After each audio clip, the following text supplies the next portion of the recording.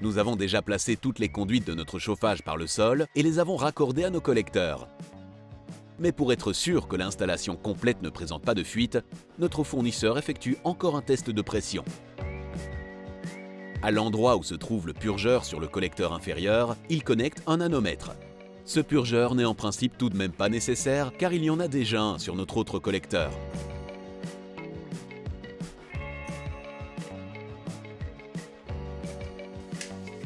Après avoir contrôlé si les raccordements étaient bien serrés, il met de la pression sur l'installation à l'aide d'un compresseur. Toutes les conduites sont ainsi remplies d'air jusqu'à atteindre 4 bars de pression.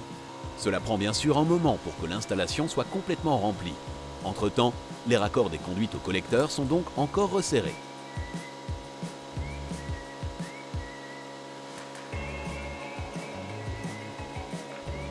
Une fois qu'il y a suffisamment de pression, ce que nous pouvons lire sur le nanomètre, l'absence de fuite peut être contrôlée réellement au niveau de tous les raccordements.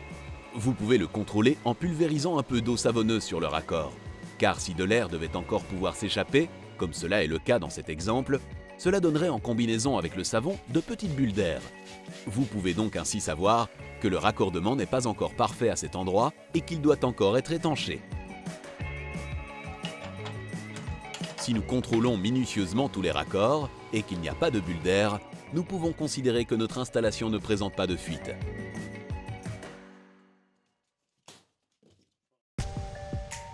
Nous laissons aussi l'air dans nos conduites pendant la pose de la chape.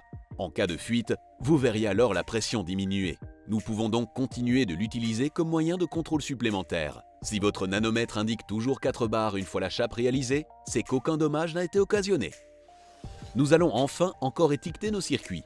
Nous saurons ainsi toujours par la suite à quelle pièce chaque circuit correspond.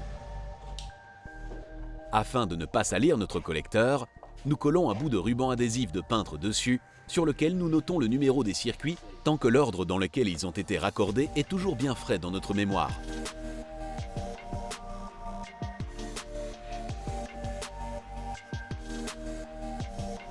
Il y avait aussi avec notre livraison une feuille avec les positions de valves prescrites. En ouvrant ou en fermant plus les valves, vous déterminez la quantité de pression sur votre circuit. Un circuit plus long a en effet bien sûr besoin de plus de pression pour distribuer l'eau.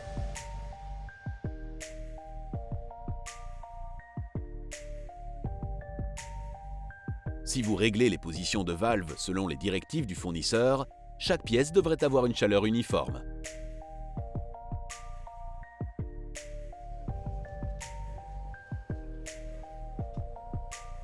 Par la suite, vous pouvez toujours ajuster manuellement selon la température que vous souhaitez par pièce. C'est pourquoi il est aussi pratique d'accrocher un plan près de vos collecteurs sur lequel tous les circuits sont indiqués. Vous retrouverez ainsi facilement quel circuit vous devez par exemple ajuster pour adapter la chaleur dans la cuisine.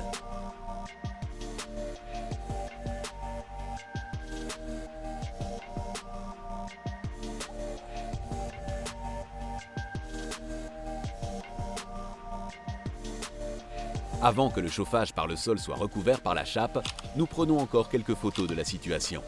S'il s'avérait nécessaire par la suite de savoir exactement jusqu'où se trouve le chauffage par le sol, nous aurions ainsi ce moyen de contrôle supplémentaire. Il est donc temps de passer à l'étape suivante dans notre construction du sol.